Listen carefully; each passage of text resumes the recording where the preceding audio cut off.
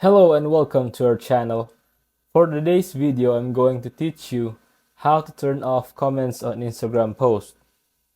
Before we get started, please don't forget to like and subscribe and click the notification bell for you to be updated to our latest tutorial videos. Without further ado, let's now begin.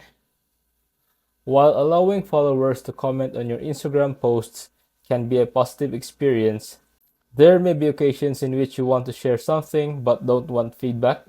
So first thing you need to do is open your Instagram app on your phone. From your profile page, tap the photo you wish to disable comments on.